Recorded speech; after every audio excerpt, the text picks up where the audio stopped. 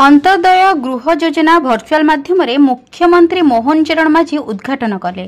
Laxmipur block पड़िया ठारे virtual माध्यम ओडिशार मान्यवर मुख्यमंत्री श्रीजुक्त मोहन चरण माझी द्वारा अंत्योदय गृह योजना शुभारंभ करिले। एही अवसर में आम देशर प्रधानमंत्री श्रीजुक्त नरेंद्र मोदी मन की बात कार्यक्रम में अंत्योदय गृह योजना सामिल होइथिबा हिताधिकारी और देशवासी उद्देश्य उद्बोधन देथिले। लक्ष्मीपुर एही कार्यक्रम में लक्ष्मीपुर ब्लॉक अध्यक्षा श्रीमती सुआई कुलेसिका, उपाध्यक्षा श्रीमती आरती कुलदीप समेत ब्लॉक रो समस्त सरपंच, समिति सभ्य, सभ्या प्रमुख उपस्थित थे। लक्ष्मीपुर ब्लॉक रो 171 जन हिताधिकारी को ब्लॉक अध्यक्षा श्रीमती सुआई कुलेसिका, उपाध्यक्षा श्रीमती आरती कुलदीप और सरपंच, समिति सभ्य, सभ्या कार्यादेश बांटी थे। संजय कुमार पाणी रिपोर्ट, जन अधिकार लाइव।